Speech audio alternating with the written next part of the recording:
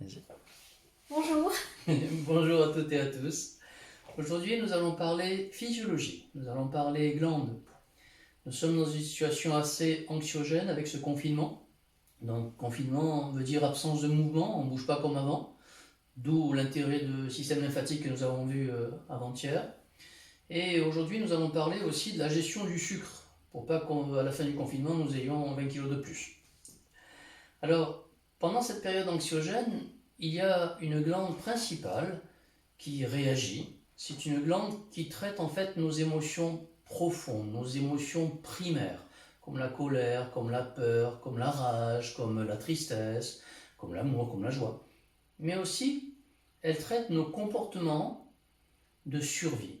Et dans ces comportements de survie, il y a nos réactions de lutte ou de fuite qui vont se traduire au niveau des surrénales. Alors cette glande dont on parle s'appelle l'amygdale.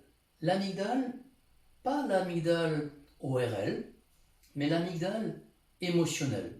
C'est notre sentinelle émotionnelle. Elle évalue le caractère menaçant de ce qui nous arrive.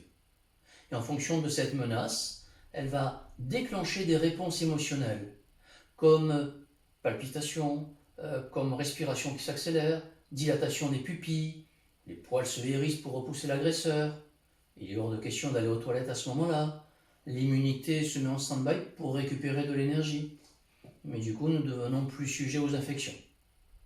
Et cette amygdale va aussi déclencher des réponses des surrénales, des corticosurrénales qui vont libérer du cortisol, parce que si nous luttons, il ne faut pas qu'on ait mal, et des médulosurrénales, la moelle, qui vont libérer de l'adrénaline qui va aller dans le cœur pour déguerpir, pour courir plus vite.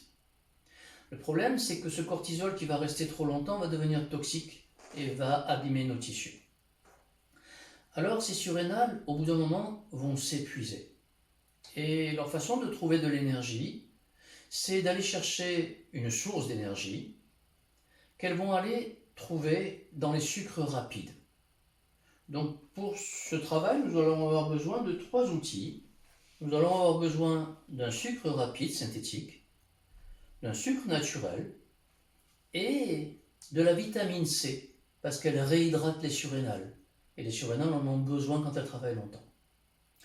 Nous allons donc faire avec Magali des tests d'abord d'amygdale pour voir de quel côté nous réagissons, à droite par rapport aux autres, à gauche vis-à-vis de nos motivations internes, et comment réagissent nos surrénales. Et en fonction de nos surrénales qui réagiront de façon correcte ou pas, nous allons tester ces surrénales contre ces supports alimentaires pour les surrénales. Premier test, on va tester l'amygdale. Alors le test de l'amygdale se situe à la fin de votre orbite, il y a une petite zone molle. On va mettre le pouce sur cette zone molle et les doigts autour de l'oreille. Je vais demander à Magali de me présenter un test et je vérifie ce que ça donne. Maintiens si tu peux, tu y arrives, chantement, pas de souci. Tu vas le faire de ton côté à toi, s'il te plaît. Comme ça on montre qu'on peut le faire à deux ou seul. Donc tu tiens et tout de suite tu viens tester et là tu tiens pas. Donc vis-à-vis de tes motivations internes, vis-à-vis de ta vie personnelle, comment tu réagis à ce travail. En ce moment Magali fait du télétravail, donc elle réagit peut-être différemment de d'habitude. On va montrer la réaction au niveau des surrénales. Les surrénales, pour les tester, nous allons tester le muscle couturier. C'est un muscle qui part de l'aile iliaque, de l'épine iliaque, et qui vient sur la patte doigt. Il a une forme de S, donc on va le tester en forme de S. Je vais te demander de mettre ton pied sous ton genou. Je vais pousser ce genou en direction du sol. Maintiens ta position si tu peux. Tu y arrives.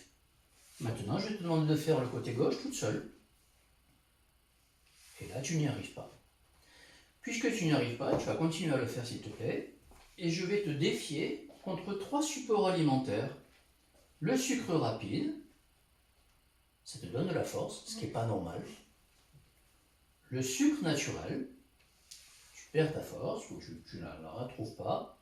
Et la vitamine C, tu ne la retrouves pas non plus. Donc, On sait qu'il va falloir qu'on éloigne Magali du sucre rapide, parce que sinon à la fin du confinement, elle va se plaindre d'avoir pris des kilos. Les supports surrénaliens, je vous les ai mis dans la vidéo, au-dessous de la vidéo. On aura besoin de vitamine C. La vitamine C naturelle, pas synthétique, parce que synthétique elle fatigue les reins, naturelle. On appelle ça la cérola ou le cynorhodon. Et cette vitamine C, on va la prendre par portion de 250 mg. Donc c'est de la vitamine C 500, vous la coupez en deux, et vous en prenez régulièrement toute la journée pour réhydrater vos surrénales. On a fait des études sur les rats, et les rats sous stress libèrent 100 000 fois plus de vitamine C qu'à la normale. Nous avons perdu, l'être humain, la faculté de produire nos vitamines C, parce qu'on montait dans les arbres, il y avait des baies, il y avait des aliments riches en vitamine C, on ne l'a plus produite parce qu'on en trouvait à l'extérieur. Donc du coup, il nous en faut. Il nous faut de la vitamine C. Et cette vitamine C, on va la prendre régulièrement pour réhydrater. Il n'y a pas que la vitamine C, il y a aussi la vitamine B. Je vous mettrai toute la liste des vitamines B. Et la vitamine B est très importante pour la gestion du glucose. Elle a besoin, la vitamine B, de magnésium pour être activée. Donc il faudra prendre du magnésium. On le retrouvera dans la banane. Et on va retrouver aussi tout ce qui est vert. Le fenouil, le céleri, le pissenlit, le persil, tout ce qui est vert. Et on pourra s'aider aussi comme support surrénalien de chrome, des ampoules de chrome, qui vont nous éloigner du goût sucré. Donc une ampoule par jour suffit largement pendant cette période-là. Pour pouvoir rectifier nos surrénales, nous allons toucher les points de correction des surrénales. On l'a déjà vu avec la lymphe. Le numéro 9 de la lymphe, c'est les points des surrénales, se situe sous les côtes. C'est-à-dire que par rapport à l'ombilic, 4 doigts au-dessus de l'ombilic, nous sommes sur les points surrénaliens. Donc on va masser ces points surrénaliens. On va tenir l'arrière du crâne au milieu de l'arrière de votre crâne. On a un point de correction des surrénales. Et on va le faire ensemble. On va tenir l'arrière du crâne. On va masser ces points. Donc on se fait tout seul. Vas-y Magali, s'il te plaît. On se tient l'arrière du crâne. On se masse ces points. 15 secondes, 20 secondes.